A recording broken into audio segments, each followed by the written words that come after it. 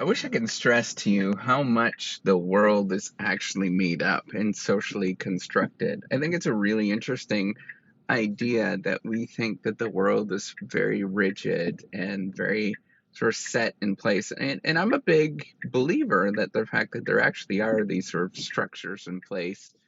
But at the same time, you have to realize that much of those structures are actually just made up. They are combined and recombined in different ways by people that decide to make them happen. And how that emerges, what actually happens, is really just people just deciding that they're going to say, I'm going to do this thing. I'm going to make this up and I'm going to make it actually happen. And now, how does that happen? You just keep going and you do everything in your capabilities to turn this thing into a real thing. Um, So you might be thinking, like, I have on a limited amount of resources. I can't do this. I'm not smart enough. I have all these sort of human limitations. Why would anybody listen to me?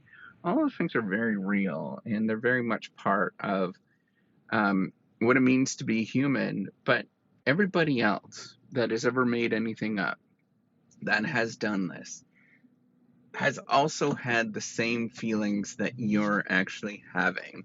And, why they actually choose to do something, I don't quite understand why. I don't know why that they actually just step forward and do it.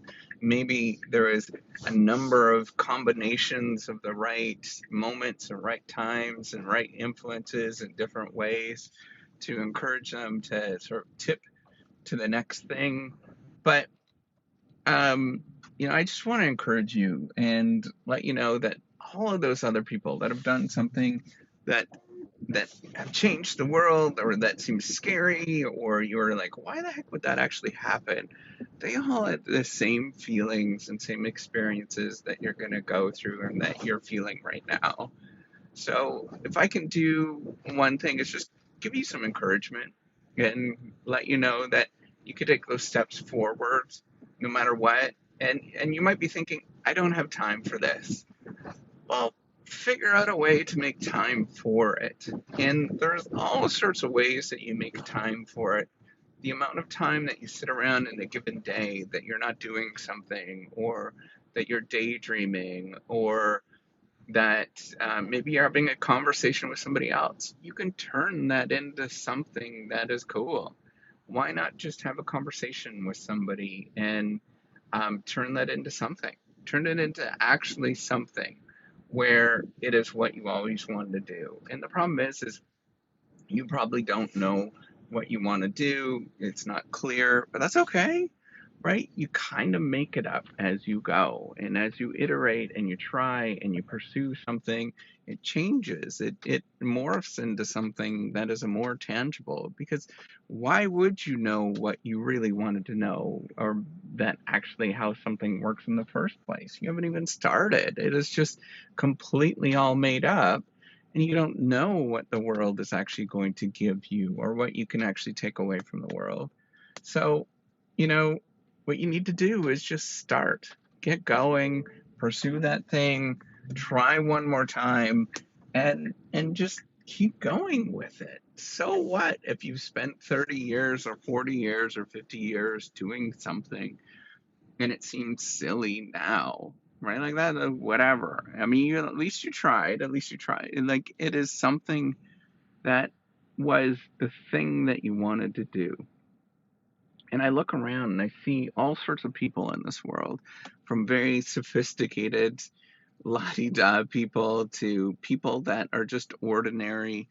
And they often have the same thing. They're often scared to do something, to start to pursue something because of what is actually going to happen to them, or they don't want to waste their time, or they think that they're not good enough. All of these things are very human. And all of those things will prevent you from doing something that you'd like to do and to create something that doesn't exist. So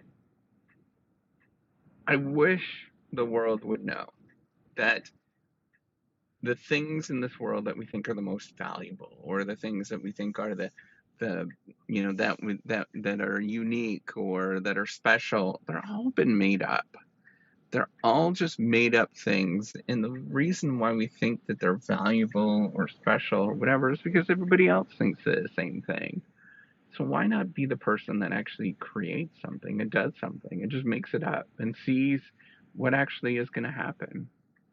I don't know. I wish you knew how amazing the amount of cool things that you could do, the remarkable things that you could do by just doing it and starting and getting going and being relentless no matter what is going on, and using the resources, the time, the effort that you have available.